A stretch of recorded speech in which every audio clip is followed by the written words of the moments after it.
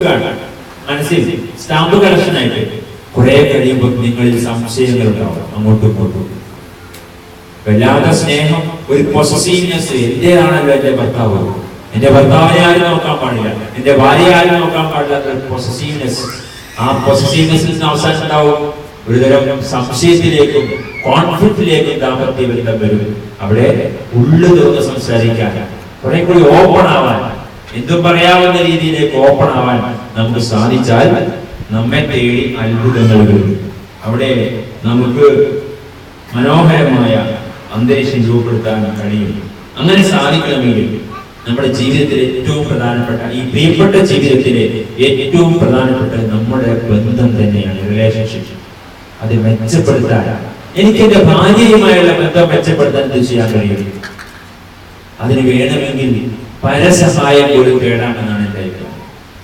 എനിക്ക് എന്റെ ഭർത്താവുമായി, ഭാര്യ ഭർത്താവും നമ്മുടെ ബന്ധം അത്ര തൃപ്തികരമല്ല. നമുക്ക് ഒരാളെ സമീപിച്ച്, ഒരാളെ സുഹൃത്തിനെ സമീപിച്ച് നമുക്ക് എന്ത് ചെയ്യാൻ കഴിയും, എന്താണ് കമ്മ്യൂണിക്കേഷൻ ചെയ്യാത്തതിന് കാരണം എന്ന് അന്വേഷിക്കാം. നമ്മൾ പല കാര്യങ്ങളിലും മീഡിയേഷൻ നടത്തും, പക്ഷെ 10-12 കൊല്ലമായി പരസ്പരം സ്നേഹിക്കാൻ കഴിയാതെ, പരസ്പരം കലഹിച്ചും പരാതിപ്പെട്ടുകളായി ജീവിക്കുന്ന ഭാര്യ ഭർത്താക്കന്മാർക്ക് ഒന്നിച്ചെവിടേക്ക് പോയി ഒരു ഉപദേശം നേടാൻ കഴിയുന്നില്ല. എന്ന് പറഞ്ഞാൽ അവർ ചെയ്യുന്നത് അറിയാം, സ്വയം ജീവിതം ഇല്ലാതാക്കുക, പ്രിയപ്പെട്ട ജീവിതം